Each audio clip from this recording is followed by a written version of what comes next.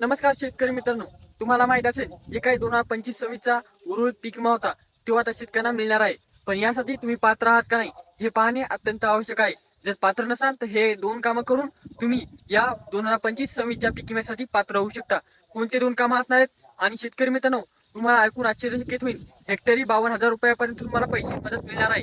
यामध्ये तुम्ही पात्र आहात का नाही संपूर्ण पहा आणि त्याचबरोबर अपात्र असाल तर काय करायचं आहे ते पण पहा. यामध्ये शेतकरी मित्रांनो, महाराष्ट्रातील 28 जिल्ह्यातील शेतकरी पात्र राहणार आहेत. त्यामध्ये कोणकोणते जिल्हे असणार आहेत पाहून घेऊया एकदा.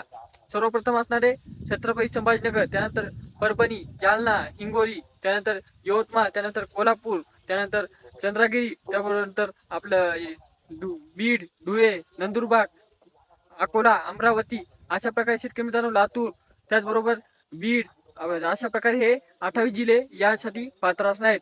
असे शेतकऱ्यांनी तरी पण जे काही पीक विमा भरला होता त्यामुळे शेतकऱ्यांना वाटत आहे की जे शेतकऱ्यांनी पीक विमा भरला होता तेच पात्र राहणार. तसे नवे शेतकरी मित्रांनो, जे काही शेतकरी या जिल्ह्यात असणार आहेत त्यांना सरसकट पीक विमा देण्यात येईल असे आश्वासन आपल्याला देण्यात आले होते. आणि या आश्वासनापोटी आता हा 2025-26चा पीक विमा हेक्टरी 52,000 रुपयापर्यंत तर कमीत कमी 17,000 रुपयापर्यंत असा मिळणार आहे. यामध्ये तुम्हाला किती मिळू शकतात हे तुमच्या आता ह्या नुकसानावर अवलंबून असणार आहे.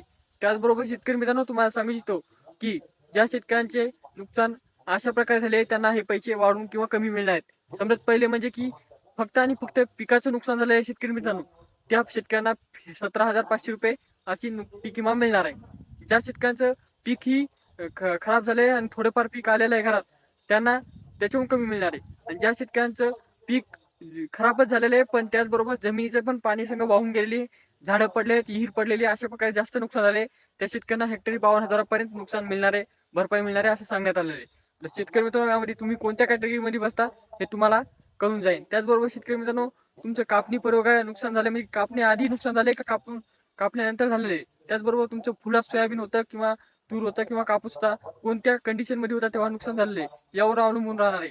त्याचबरोबर जे काही शेतकऱ्यांनी नुकसान झाले त्याच्या आधी शेतकऱ्यांना काही त्यातून काही मिळालेलं आहे का रानातून, त्या सोयाबीन थोडंफार कापण्यात आलेलं आहे का, कापूस वेचण्यात आलेला आहे का, तूर कापलेली आहे, अशा प्रकारचं जे काही आहे ते पाहिल्यानंतर तुम्हाला हा पीक विमा मिळणार आहे. आणि हे पाहणी झालेली आहे क्लेमद्वारे, समजे पीक विम्याची नोंदणी झालेली आहे. आता पीक विमा हा 15 जानेवारीपासून तुमच्या खात्यावर पाहायला मिळणार आहे.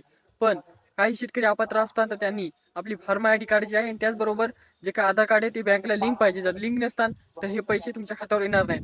कारण की हे जर आधार कार्ड बँकला लिंक नसतात तर डीबीटीद्वारे जे पैसे पाठवित आहेत ते तुमच्या खात्यापर्यंत येणारच नाहीत. अशा प्रकारची ही माहिती आहे ही तुमच्या मित्रांना, नातेवाईकांना, पाहुण्यांना शेअर करा. आणि तसेच चॅनलवर नवीन असाल तर चॅनलला सबस्क्राईब करायचे विसरू नका, कारण की असे महत्त्वपूर्ण व्हिडिओ नेहमीच टाकत असतो. धन्यवाद.